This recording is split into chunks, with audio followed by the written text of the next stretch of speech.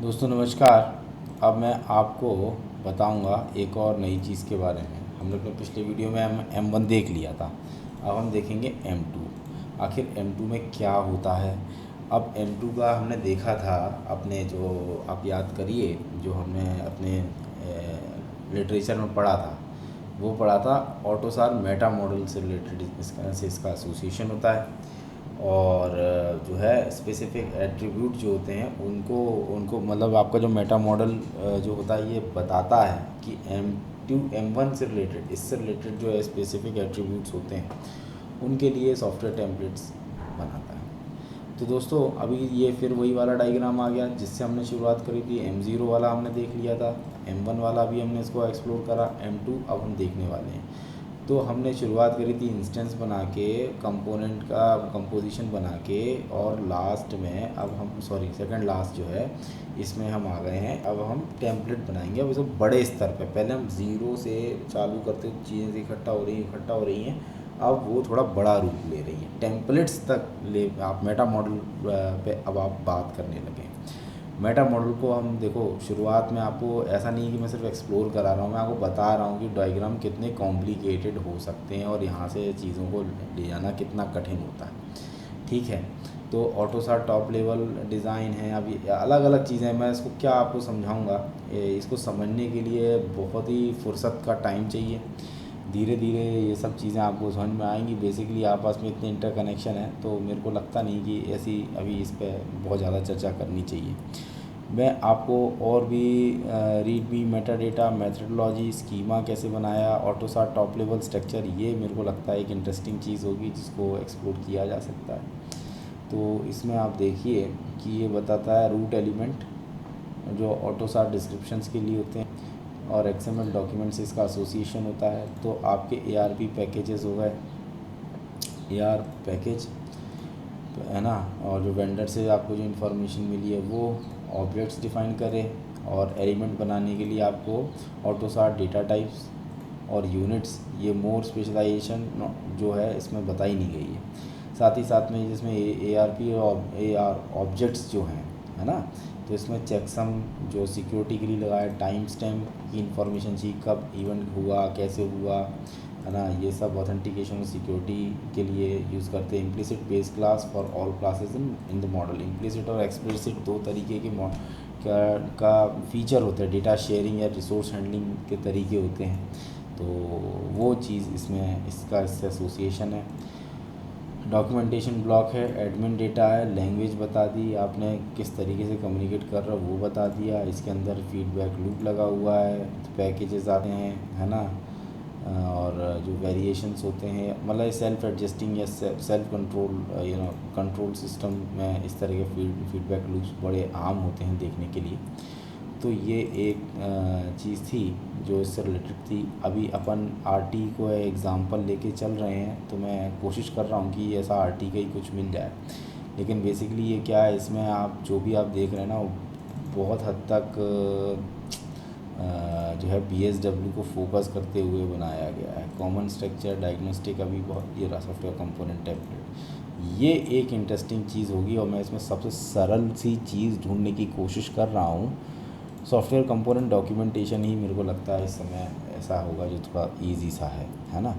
तो अब इसमें आप क्या क्या देख रहे हैं, इसमें आप देख रहे हैं वही, है ना, टेम्पलेट बनी बनाई है पूरी। अब आप इसको यूज़ कैसे करेंगे, आपको कंपोनेंट का डॉक्यूमेंटेशन करना पड़ेगा, आपको फीचर डिफ़ाइन करने पड़ेंगे, ठीक है। उसके अंदर किस किस तरह के आइडेंटिफायर नंबर्स होते हैं, वो सारे नंबर्स यूज़ करने पड़ेंगे, मेंटेनेंस नोट्स लिखना पड़ेगा, डायग्नोस्टिक नोट्स लिखने पड़ेंगे, है ना। बहुत सारी इन्फॉर्मेशन होती है, टैगिंग होती है, लेबलिंग होती है, ये सारी चीज़ें हमको इससे रिलेटेड करनी पड़ती हैं। और स्प्लिटेबल यदि कुछ डेटा है जो इसमें जॉइन और फॉर्क और जॉइन का कॉन्सेप्ट होता है थ्रेडिंग में, और ऑटोसार में हुक्स का कॉन्सेप्ट बहुत कॉमन सा कॉन्सेप्ट है, हुक्स बहुत ज़्यादा यूज़ होते हैं। तो वो चीज़ है, उसको आप कैसे यूज़ करोगे वो यहाँ पे बता रखा है। कंपोनेंट्स में की जगह मेरे को इंटरेस्टिंग टॉपिक लगता है कंपोजिशन। कंपोजिशन बड़ा ही इंटरेस्टिंग टॉपिक है, और कंपोजिशन देखने के लिए इसमें आप देखेंगे कंपोजिशन बड़ी इंटरेस्टिंग सॉफ्टवेयर कंपोनेंट की कंपोजिशन इतना इंटरेस्टिंग टॉपिक है कि मैं आपको बता नहीं सकता। मेरे को हमेशा SWC की कंपोजिशन बताने में बड़ा मज़ा आता है।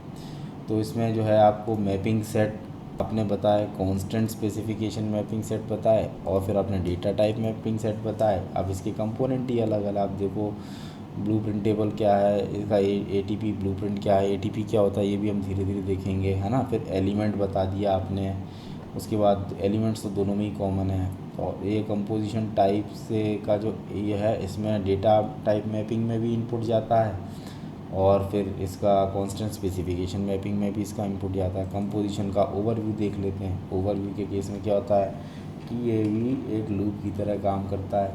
तो कंपोनेंट टाइप कंपोजिशन टाइप से जो इन्फॉर्मेशन है वो इसमें जाती है, सॉफ्टवेयर कंपोनेंट टाइप में जाती है। और ये सॉफ्टवेयर कंपोनेंट प्रोटोटाइप भी हमने देखा था। तो ये आपस में अलग वही है, टैगिंग होती है, लेबलिंग होती है, प्रोग्राम लिखने का तरीका होता है। तो इस तरीके से आप अलग अलग कंपोजिशन बनाते हैं। एंड टू एंड प्रोटेक्शन कैसे देते हैं ये मैं अभी ही देख रहा हूँ, ये तो मैंने पहले कभी नहीं देखा था। और इसमें तो ये तो बहुत ही इंटरेस्टिंग डायग्राम मेरे को लग रहा है कि ये जो है आप सेफ्टी फीचर कैसे इनेबल करते हो, आइडेंटिफायर का यूज़ करते हो, लेटेस्ट बाइंडिंग टाइम बताते हो, प्री कंपाइल टाइम की इन्फॉर्मेशन आपके पास रहती है, टोकन जाता है भाई साहब, ये तो बहुत अच्छी चीज़ है ना। पॉजिटिव इंटीजर्स यूज़ करते हो, और मतलब निबल्स और का ऑफसेट, ये बहुत ही अच्छे लेवल पे इतना सिक्योर सिस्टम बनाना, है ना। इसके लिए आपको ऑलरेडी ऐसे टूल्स चाहिए रहते हैं जिनमें ये सारी चीज़ें आप ऑलरेडी डिफ़ाइन कर सको, है ना। इसके बाद ये आपका variable data prototype in system instance reference, तो ये रेफरेंसेस आप देने, सेंडर रिसीवर के रेफरेंस दिए, prototype, end to end protection variable prototypes, ये बहुत सारी इन्फॉर्मेशन आती है। ले देखे यदि आपको इस पर काम करना है तो डिस्क्रिप्शन के बेसिस पे आप end to end protection scheme तैयार करते हो। और वह प्रोटेक्शन स्कीम तैयार करने के लिए आपको प्रोटेक्शन सेट्स भी चाहिए रहते हैं, और बाकी जो आइडेंटिफायर है, इस तरह की इन्फॉर्मेशंस होती हैं वो भी चाहिए रहती है। हर चीज़ की रेफरेंसेस फिक्स होते हैं, रेफरेंसेस यूज़ करना पड़ता है।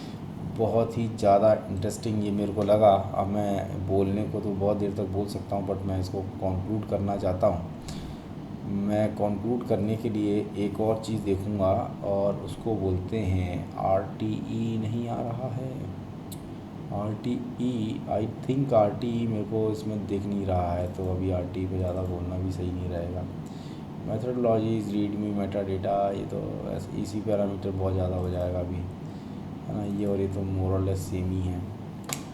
दोस्तों, पोर्ट इंटरफेस एक अच्छा टॉपिक है। गुड पोर्ट इंटरफेस में आप देख सकते हो, कोई से भी देखो, पोर्ट को इंटरफेस कर, मात्र पोर्ट को इंटरफेस करने का मतलब ऐसा नहीं तार लगा दिया। आपको बताना पड़ता है कि आपको ट्रिगर वाला चाहिए, मैप किस तरीके से होना चाहिए, उसका मोड ऑफ कम्युनिकेशन क्या होना चाहिए, उसके इंटरफेस का ओवरव्यू आप बताओ, एरर कैसे हैंडल करना है वो बताओ, और क्या ऑपरेशन वो करने वाला है वो भी बताओ, और उसका कम्युनिकेशन का तरीका भी आप बताइए। तो पोर्ट इंटरफेस करना भी अपने आप में बहुत, I think it is not easy.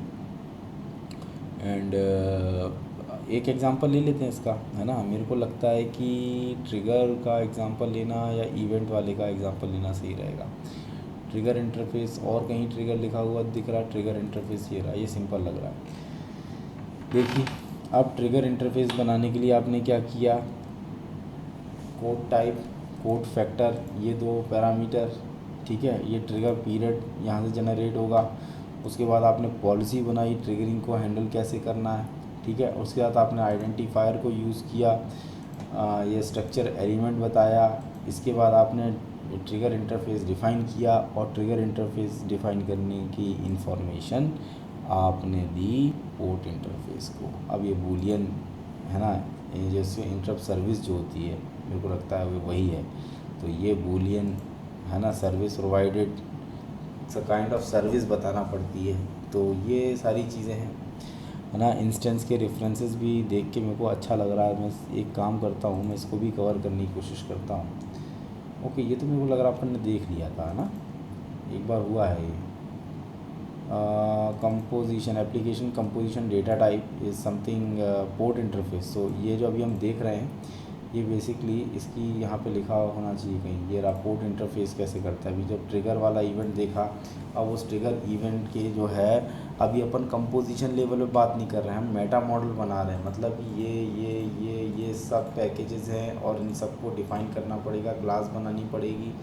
Not only that but इनके आपस में जो कनेक्शंस होंगे ना वो भी इसी तरह से होने चाहिए। तो यूएमएल डायग्राम से आपको जैसे कुछ कहीं से भी आपके बॉस ने बोला कि तुम सेंडर रिसीवर इंटरफेस पे काम करो, तो सेंडर रिसीवर इंटरफेस पे आपको कहाँ से शुरुआत करनी है, कंपोजिशंस किस किस तरीके की होंगी, कैसे कैसे वो काम करेगा, उसमें क्या क्या स्पेसिफिक चीज़ें होंगी, एट्रीब्यूट्स क्या क्या होंगे, वो सारी चीज़ें आपको इस मॉडल से मिल जाएंगी। तो स्टार्ट करने के लिए थोड़ा सा आसान रहता है ना।